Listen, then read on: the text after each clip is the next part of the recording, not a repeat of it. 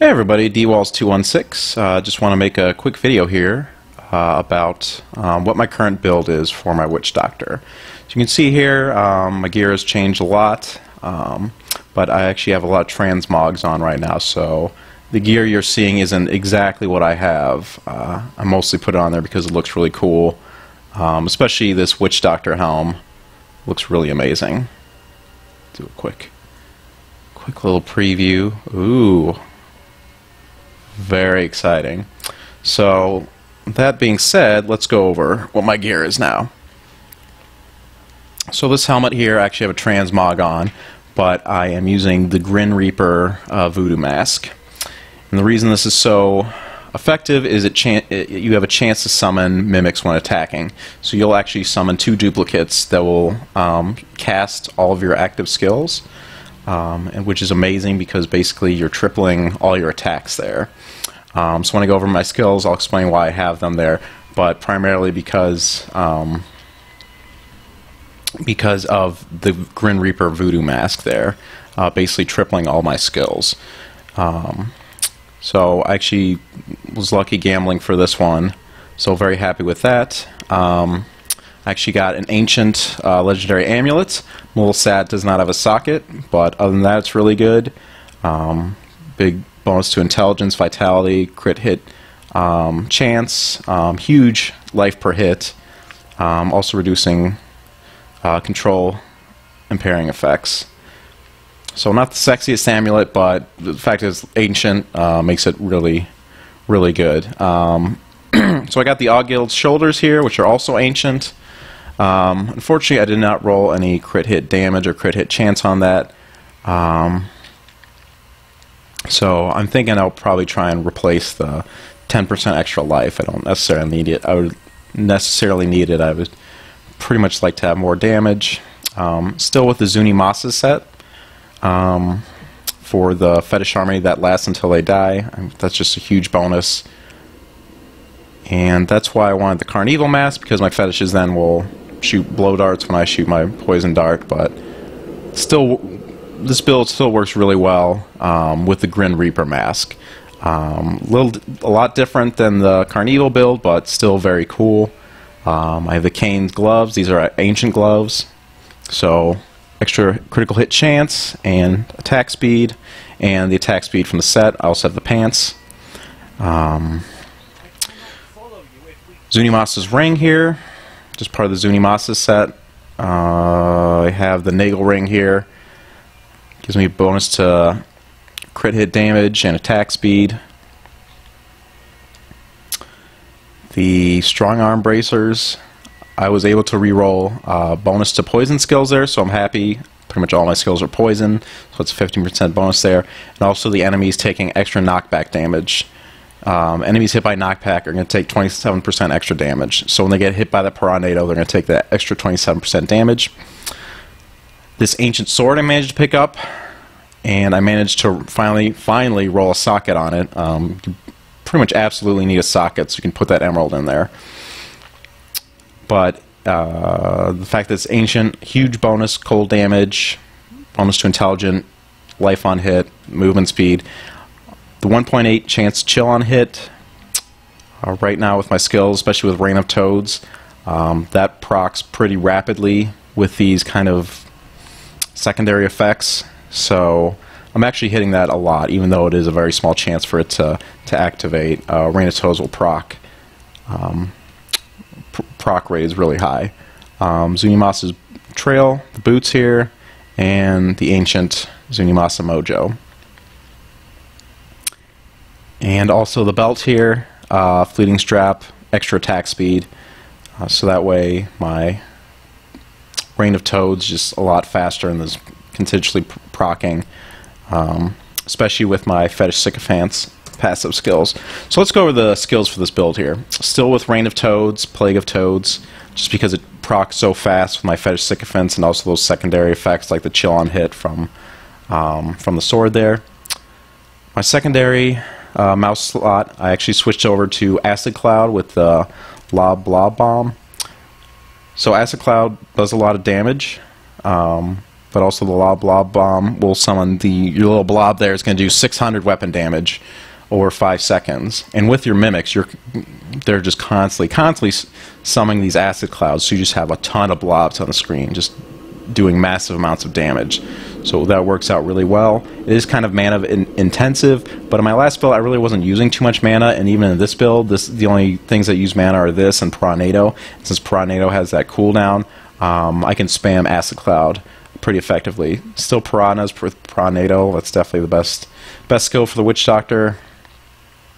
And I actually have another signature spell, so Plague of Toads and Corpse Spiders, and with the Spider Queen. And the reason this works so well with the Grin Reaper build is normally when you have that rune socketed with the Spider Queen, you can only have one Spider Queen out at once. But when your duplicates start casting them, you can have as many, like I've had up to 5 or 6 Spider Queens out at once. And you see just the massive amount of damage they do over time. And also, since I have that 50% bonus to poison damage, that works really well.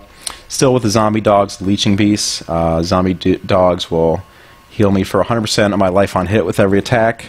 Right now my life on hit with all my gear is about 44,000, so that heals me, keeps me up around full health, which is nice. And then the Fetish Army, I went with Headhunters because it's poison versus Army of Daggers, and I only lose 1 fetish with that. So rather than 8, I have 7. Wasn't a big deal. The extra bonus damage from the poison I thought was effective. Was more important than the extra fetish there. Pierce the Veil for the extra bonus damage. And I'm actually using Gruesome Feast now. So it'll heal me for my health, but also I will gain mana and a 10% bonus to intelligence for 15 seconds. So intelligence bonus can stack up to 5 times. So I can have up to a 50% intelligence bonus, which just gives me a huge, massive damage increase. Right now my damage is a little over 1 million. So that gives me just that 50% bonus, big boost to my damage, which then boosts my critical hit damage. So my critical hit damage bonus is not quite as high. I had it around 300%. My other amulet, which is a rare amulet, gave me about a 99% bonus to critical hit damage. The reason I was able to kind of switch it over was, since this is ancient, it gives me such a bonus to intelligence. So with the critical hit damage, you have a chance to do up to that amount of damage. So my overall damage, I had a higher amount of damage I could do, but my base damage was lower since I didn't have as big a bonus to intelligence. So even though I don't do as much critical hit damage, my average damage has actually gone up. And also my critical hit chance is very high right now. It's around 40%. Especially all the attacks I do with my pets. So that's why I'm not as worried that my critical hit damage isn't quite as high. But yeah, the Gruesome Feast works really well, restoring mana and also that huge boost to intelligence. Fierce Loyalty, again, extra dog and just the extra movement speed is very helpful. And then the Fetish Sycophants, those proc really fast and get up to maximum stack of 15, casting Rain of Toads. Another thing, before I kind of give you a demo of the build, is worth showing just how important gear is in this game, especially versus a game like this game's predecessor, Diablo 2. So in Diablo 2, when you would level up, you would actually get skill points and be able to put those into whatever skill you wanted to: strength, dexterity, vitality, intelligence. So once you had a max level character, you could go around and kill mobs basically naked. You didn't even need gear because your stats were so high just from your skill points that you would get from leveling up. That totally changed in Diablo 3. You no longer allocate skill points when you level up. They're just automatically allocated for you. So you can see here my strength and my dex are both 77, since those are not important skills for Witch Doctor. My intelligence is reasonably high, but that's your primary skill, so it's going to level up the most, but still not incredible. And my vitality is pretty decent. And you'll see here, basically this game, your big stat bonuses come from your gear. So even a max level character like I have now, even with 133 Paragon points, with no gear, my character is basically just a total wimp. Even just putting in my weapons, I mean, my damage, I mean, look how low that is. That's crazy. My damage is over 1 million, and now it's only barely 100,000. Toughness, recovery, everything is just super low here because all of your bonuses come from your gear. This game is all about your gear. You can't really have an uber character if you don't have the good gear. And I know that's one of the criticisms, especially when the game first came out. It was really hard to get good gear. Was, well, I can't get good gear because I don't have good stats, and I don't have good stats because I don't have good gear. So it was this, you know, kind of vicious circle. Now it's a lot easier to get good gear with things like the rifts and adventure mode. Makes it a lot easier. So I'm just going to keep putting on gear here and just see how much my stats go up. And you look here, the reason my health goes down so much is it was at max level, but I got this massive bonus to health. You know, when I equip something that has a huge bonus to vitality. So I'll just quickly equip things here. So, like, I'm near death here just because my stats have increased so much. I mean, you see, adding everything here from barely 100,000 to 1 million damage. Everything, all my stats here, all my stat bonuses are from my gear. So that's something you really need to think about there. That's why it's so important to stack your primary stat. So like if you're a witch doctor or a wizard and you're an intelligence character, you really need to stack that stat. Otherwise, your intelligence could be crap and you're not going to be doing any damage. You're not going to be able to kill anything. So normally you want to stack your primary stat, and then the secondary wants to be vitality. It just makes you more durable there. There's no class where vitality is their primary stat. Barbs and crusaders are strength, dexterity are demon hunters and monks, and witch doctors and wizards are intelligence. So you really want to stack your primary stat. The way you do that is with gear and also with your gems, socking them into your chest armor and your pants. So you can get up to 3 in your chest armor and 2 in your pants, and you want to have the highest bonus there. So I have the Royal Flawless Emerald, which gives me plus 220 intelligence for each one of those. The other thing, the way you stack damage is, and this is why having a sock in a weapon is so critical, is that critical hit damage. So let me go over to my stash here, and let me pull out something. So this is another one-handed weapon. Pretty good damage here, pretty good bonus to intelligence. But you see, look how much my damage goes down. The reason it goes down is because my critical hit damage goes down by so much. So that gets factored into, on paper, showing how much better your character is. So obviously the other stats are good too, especially with the healing, but just the damage, the reason it's so much higher is because I have that emerald in there. So you're really going to need to find a weapon with a socket in there.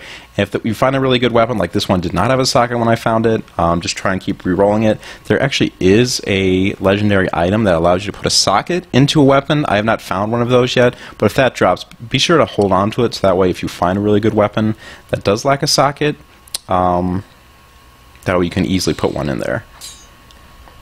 So with that all being said, I'll just go out. I'm just going to do a quest real quick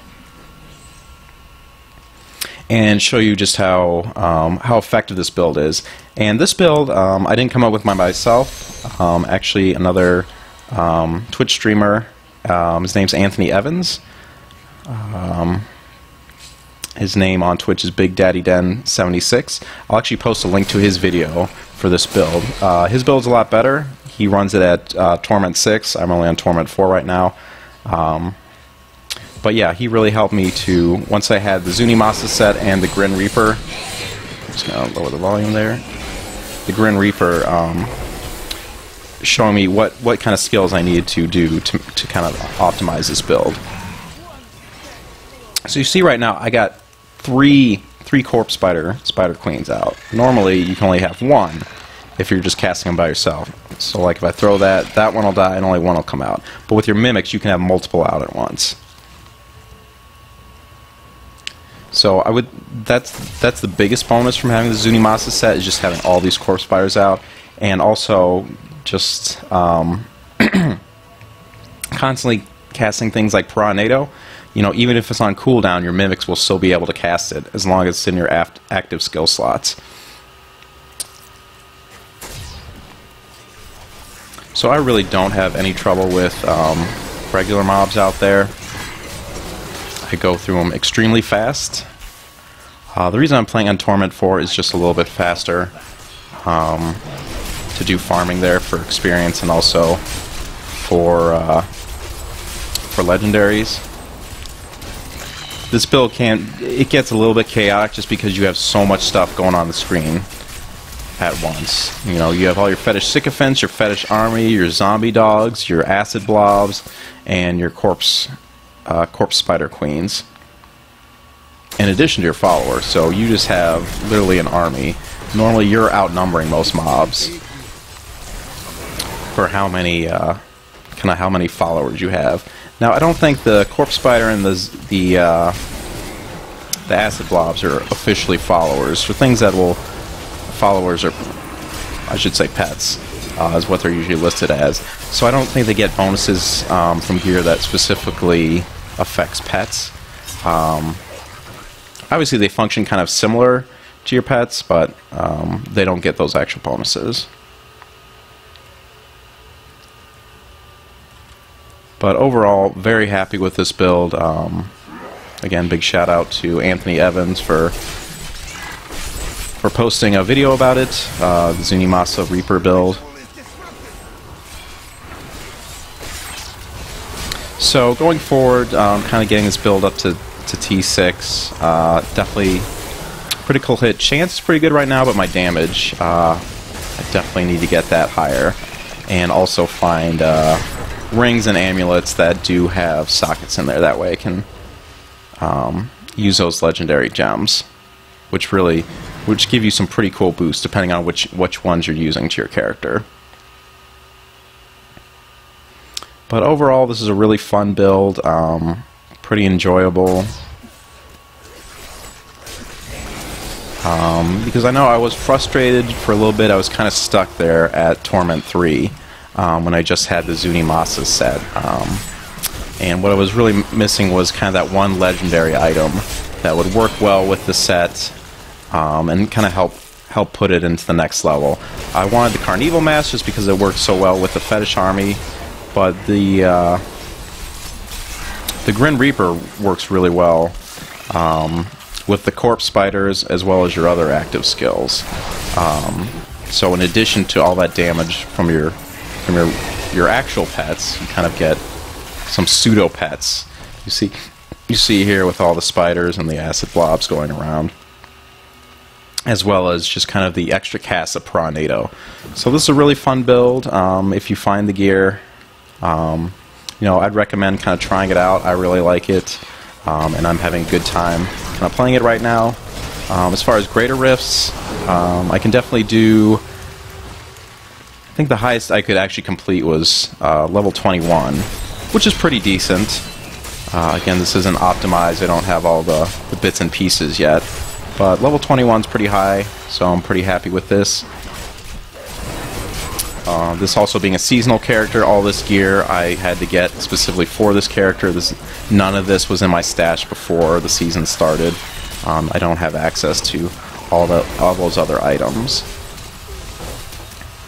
So I'll just show you, since we got kind of a elite mob here. I usually just spam Acid Cloud there, and whenever Piranado's active, I'll cast that, but you really don't need to do too much because you have your mimics casting spells and your pets and your kind of pseudo pets just going out there dealing massive amounts of damage. Alright, so I hope you enjoyed this video, and subscribe if you'd like to see more, as well as watch me live stream on Twitch. My username's dwalls216. Alright, I'll see you guys later.